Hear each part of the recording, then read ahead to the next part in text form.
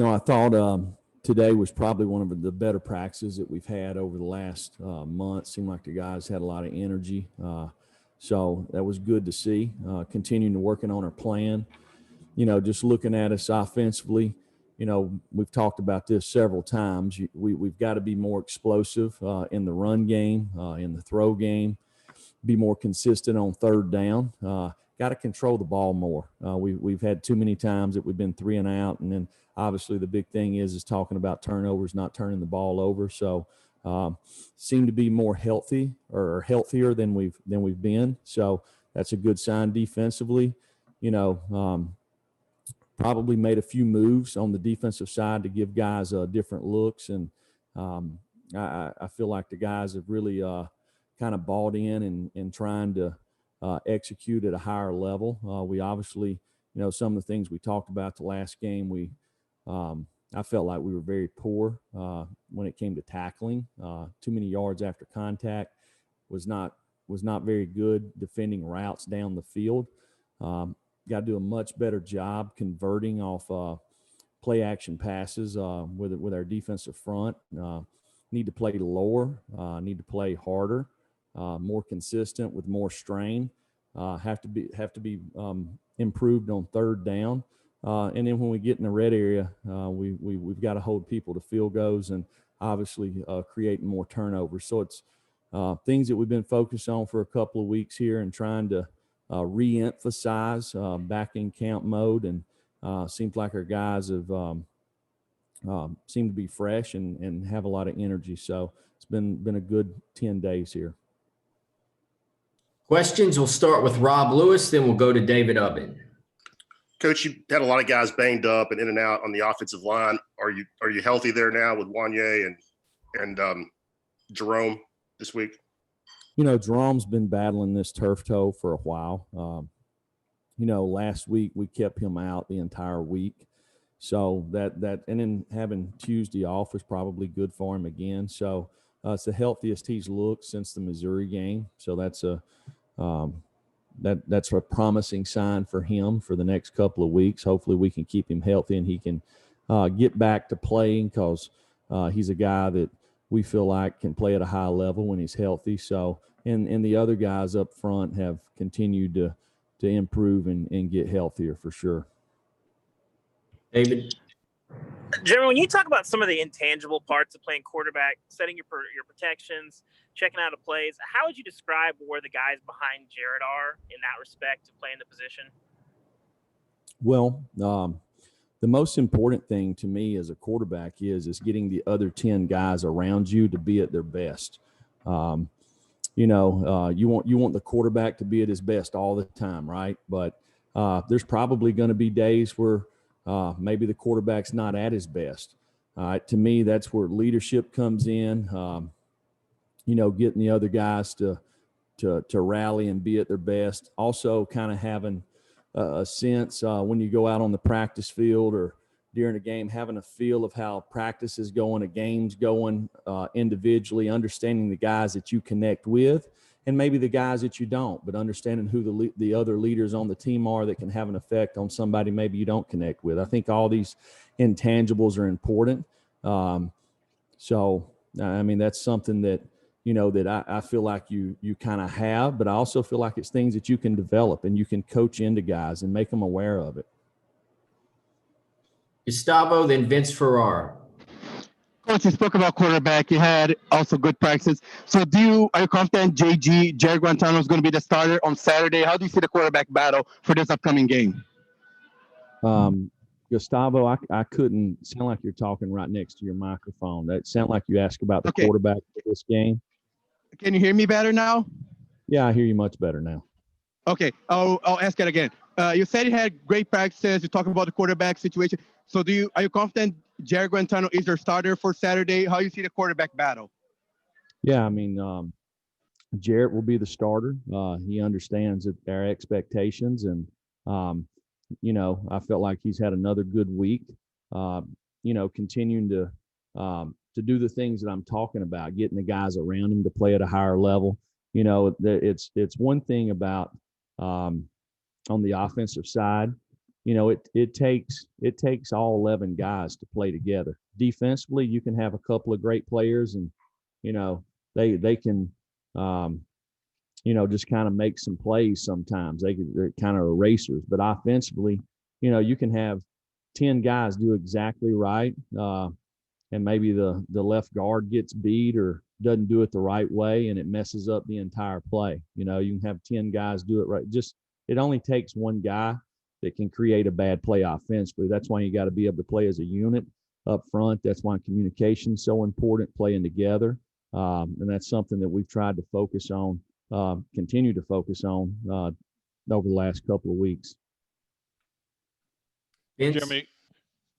Jeremy, one of the players mentioned that they had a sit down and just talked about needing to change the culture and trying to get this season turned around right now. Is that something that the players did on their own? They've kind of compared it to last year a little bit as well, where there was the meeting and then seniors help lead and keep everyone accountable. Was it something that was initiated by the coaches? Is it a players type of meeting? What do you know about the players coming together and talking about culture and turning the season around?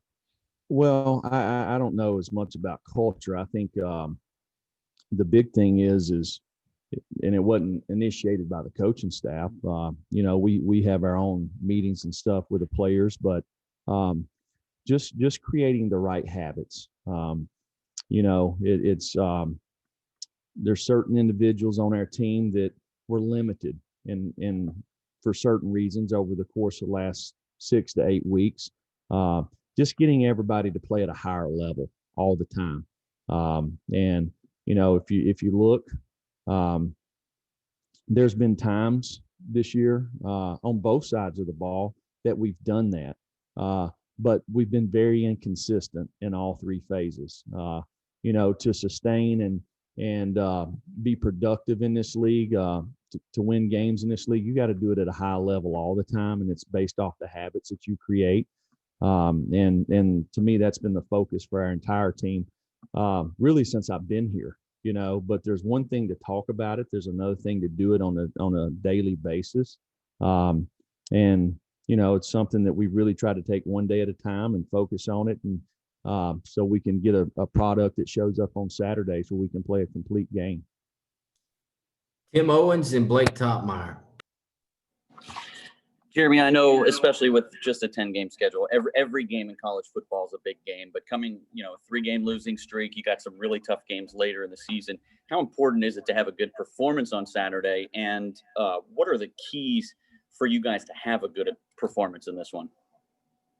Well, I think first of all, playing together, I've talked about it, not turning the football over, getting turnovers on the defensive side of the ball, playing cleaner, executing at a higher level, so it all goes back to really just execution. So, I think that's something that our guys understand, something that we've been working on hard to improve.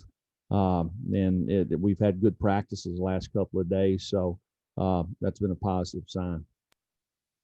Blake? Jeremy, perhaps I'm incorrect on this, but I feel like, have you guys been going under center a little bit less than you did in your 2 previous seasons, aside from the jumbo package stuff? And if that is the case, what do you think the reason is for that? And would it be any consideration of adding some more under center type stuff? Really the first 2 years being here, we were probably limited in number of people on our team, just scholarship wise. We were somewhere between 65 and 70. If you looked over those years, we were really trying to shrink the game, just because numbers. We knew the more snaps that you played over the course of a season, which really, or over the course of a game, was really not in our favor. So we really tried to shrink the game. This year, we felt like that, with our scholarship numbers, when we were healthy, that to give us the best opportunity to be explosive on offense was to probably run the same plays that we would not normally run from under center, but add RPO elements, add opportunities to throw the ball down the field to create some of the advantages that that the rules allow you in college football right now. And then if I could ask something on a different note, you mentioned earlier today some false positives. Have you gotten your Tuesday round of testing back, and do you know whether you're going to have a clean bill of health on the testing front from those Tuesday tests? Right. We still have one more test for this week tomorrow, but right now everybody's COVID free, so that's good. I think it was an unusual deal that maybe at the testing facility or whatever, but we went through the proper protocol there with the SEC, and everybody came back negative. Last two questions, Trey Wallace and Matthew Ray. Jeremy, what's the status on linebacker Jeremy Banks? How's he coming back from that ankle? Any kind of other updates when it comes to injuries from the defensive front and guys getting back, especially like Elijah Simmons as well? Yeah, Jeremy he had an ugly injury. It unfortunately early on in the Kentucky game, and hopefully he'll be ready to play this week. We kept him out of practice last week. He's practiced for 2 days. Today he was pretty sore from it, so it's just one of those high ankle sprains that it takes a little while to get over it, but he's a tough guy, and I think he'll be ready to play some snaps on Saturday.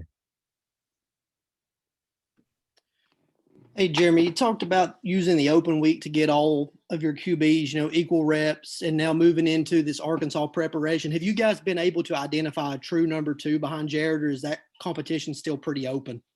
No, it's pretty open. It's pretty open, it's pretty common in young players. When you talk about consistencies, getting these guys the amount of reps really to where you kind of got something to judge them off of. So that's one thing about having the scrimmages, and then having an open week's been good, especially with Brian and Harrison. Their reps were limited, when we were kind of in camp mode. So just trying to create really a volume of plays to where you can judge exactly where they're at. So, they continue to work hard. I see both of those guys do a lot of really good things, but they still have a lot to learn. And they're working hard at it to do it every day. All right. Thank y'all. All right, guys.